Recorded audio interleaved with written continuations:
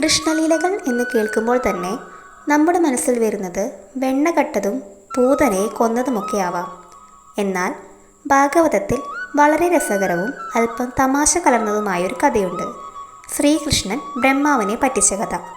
സാക്ഷാൽ സൃഷ്ടികർത്താവായ ബ്രഹ്മാവിനെ പോലും ഒന്ന് കുഴപ്പിച്ച കഥയാണിത്. ഒരിക്കൽ കൃഷ്ണനും കൂട്ടുകാരും വനത്തിൽ പശുക്കളെ മേയ്ക്കാൻ പോയി. യമുന നദിക്കരയിൽ ഇരുന്നു കൊണ്ട് അവർ പൊതിച്ചോറ് കഴിക്കാൻ തീരുമാനിച്ചു.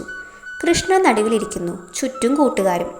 ഓരോരുത്തരും തങ്ങൾ കൊണ്ടുവന്ന വിഭവങ്ങൾ കൃഷ്ണന് വെച്ച് വിളമ്പുന്നു. കൃഷ്ണൻ വളരെ സാധാരണക്കാരനായി അവർക്കൊപ്പം ഇരുന്ന് ഭക്ഷണം കഴിക്കുന്നത് കണ്ടപ്പോൾ ബ്രഹ്മാവിനൊരു സംശയം.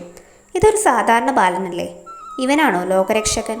കൃഷ്ണന്റെ ശക്തി പരീക്ഷിക്കാൻ ബ്രഹ്മാവ് ഒരു പണിയൊപ്പിച്ചു. ആദ്യം മേയാൻ വിട്ടിരുന്ന പശുക്കുട്ടികളെ ബ്രഹ്മാവ് ഒളിപ്പിച്ചു. പശുക്കളെ കാണാതെ വന്നപ്പോൾ അവയെ തിരഞ്ഞുപോയ കൃഷ്ണന്റെ കൂട്ടുകാരെയും ബ്രഹ്മാവ് മായയാൽ തട്ടിക്കൊണ്ടുപോയി. എന്നിട്ട് ഒരു ഗുഹയിൽ ഒളിപ്പിച്ചു. തിരികെ വന്ന കൃഷ്ണൻ നോക്കിയപ്പോൾ പശുക്കളുമില്ല, കൂട്ടുകാരുമില്ല.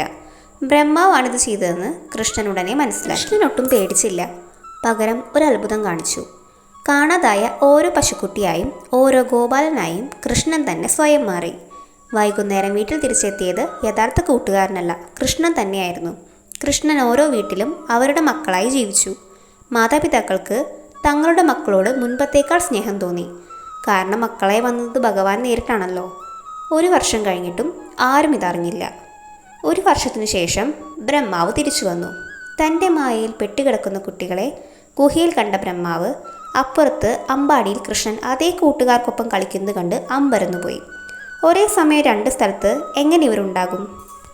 പെട്ടെന്ന് ആ ഗോപാലന്മാരെല്ലാം ശംഖചക്ര ഗദാധാരികളായ വിഷ്ണു രൂപങ്ങളായി മാറുന്നത് ബ്രഹ്മാവ് കണ്ടു.